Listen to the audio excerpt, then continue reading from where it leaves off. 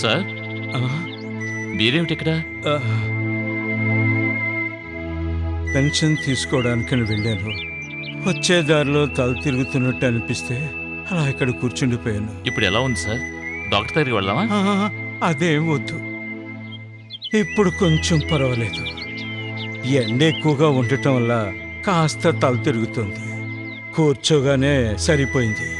ఇప్పుడు మీరు ఎక్కడికి వెళ్ళాలి? నేను తీసుకెళ్తాను రండి. ఈ పక్కనే మా ఇల్లు. నేను వెళ్తాను. లేదు సార్, వద్దు. ఇప్పుడు మీరు ఒంటరిగా వెళ్ళటం మంచిది కాదు. నేను మీకు తోడుగా వస్తాను. మీకెందుకులే బాబు శ్రమ. ఇందులో శ్రమే ఉంది సార్. ఆ, మీరు నన్ను గుర్తుపట్టలేదు అనుకుంటాను. ఆగాగు. ఇప్పుడు గుర్తొచ్చింది. బాలచంద్రవేగా, ప్రతి సంవత్సరం ఫస్ట్ క్లాసులో పాస్ అయ్యే నా స్టూడెంట్ బాలచంద్రవేగా నువ్వు. మీరు ఇంకా గుర్తుపెట్టుకుంటారు అనుకోలేదు. ఎలా మర్చిపోగలను? మీరే కదయ్యా నా ఆస్తి. మరి ఇప్పుడు నువ్వేం చేస్తున్నావు? ఇక్కడ గాంధీ కాలేజీలో ప్రొఫెసర్ అండి. చాలా సంతోషం. తన దగ్గర చదువుకున్న విద్యార్థులు ఒక ఉన్నత స్థాయికి వెళ్ళినప్పుడు ఆ గురువుకి అంతకు మించిన ఆనందం ఇంకేముంటుందయ్యా? సార్ కాస్త మెల్లగా నడవండి. ఆరోగ్యం బాగాలేదు కదా. నా విద్యార్థిని చూసిన ఆనందంలో నా వయసే మర్చిపోయినయ్యా. సుధా కూడా నీలాగే మాట్లాడుతుంది.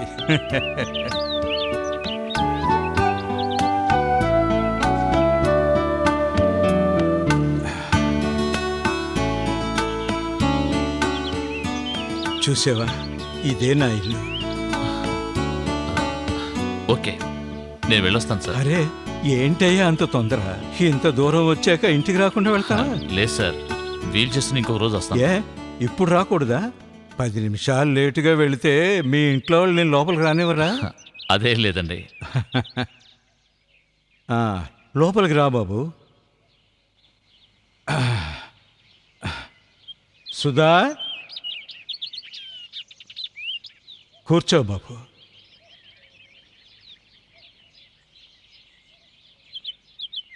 ఏంటి నాన్న ఇంత లేటు?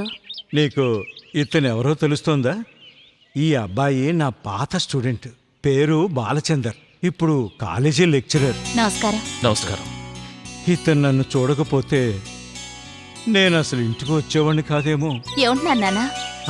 ఏమీ లేదు, కాస్త తల తిరిగిందంతే. దారిలోనే కూర్చుండిపోయాను. అయ్యో, ఏమైందానా? ఇప్పుడు ఎలా ఉంది?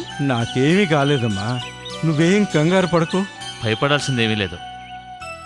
నాన్నకి ఒంట్లో బాగాలేకపోయినా నాతో ఏమీ చెప్పరు. అదే నాకు భయం. నాకేం కాలేదని చెప్పాను కదా. నువ్వు వెళ్ళి బాలచంద్రకు ఒక కప్ కాఫీ తీసుకురా. లేదండి, వద్దు.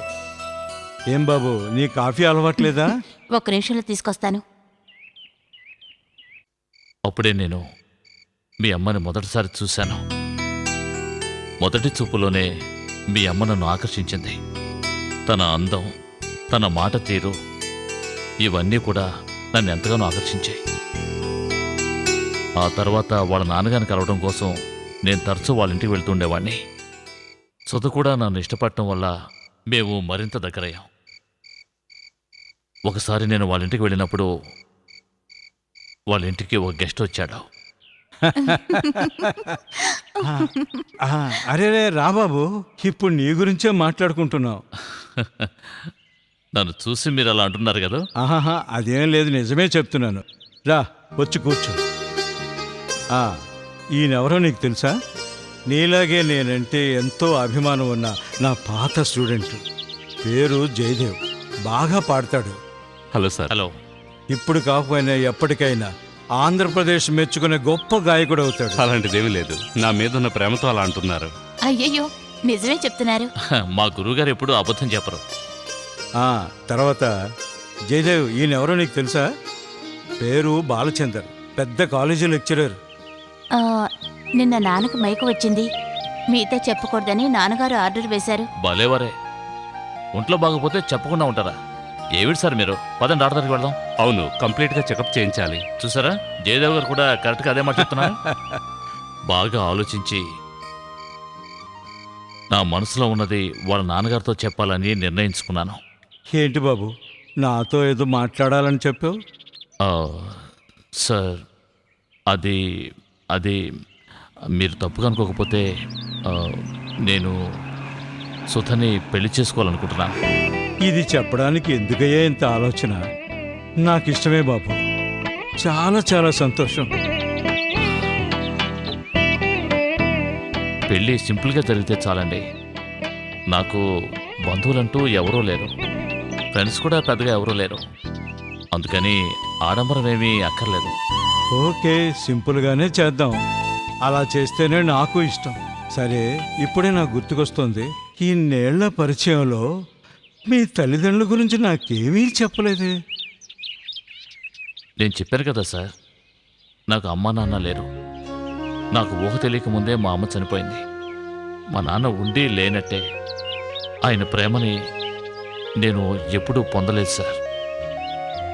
ఎందుకంటే ఆయన ఎప్పుడు చూసినా బిజినెస్ బిజినెస్ అంటూ 24 గంటల సేపు తిరుగుతూ ఉండేవారు.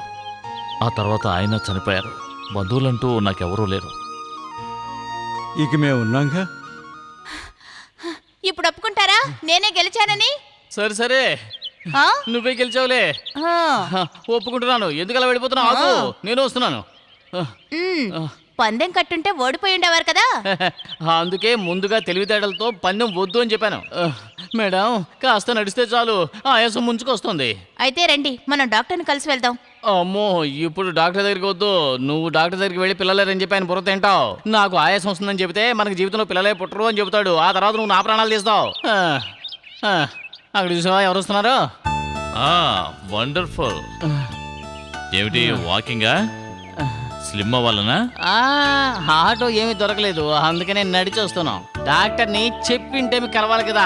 అపాయింట్మెంట్ తీసుకున్నామంటే అపాయింట్మెంట్ లాగానే ఉండాలి. అవునవును, అపాయింట్మెంట్ కీప్ చేయడంలో మీ భార్యాభర్తలకు ఎవరూ సాటరారు. నిన్న సాయంకాలం నన్ను ఇంటికి రమ్మని చెప్పి మీరిద్దరు ఎస్కేప్ అయిపోయారు కదా. అయ్యో, తప్పు జరిగిపోయింది. తనకి గుళ్ళో ఒక తీర్చవలసిన మొక్కుంది. అసలు విషయం అది చెప్పడం మర్చిపోయాం. అది ఎలా మర్చిపోతారండి? నిన్న రాత్రి నేం చేశారంటే చాలు చాలు, ఇంక ఒక్క ఆయన చాలా పనులు ఉన్నాయి, మీరు వెళ్ళండి.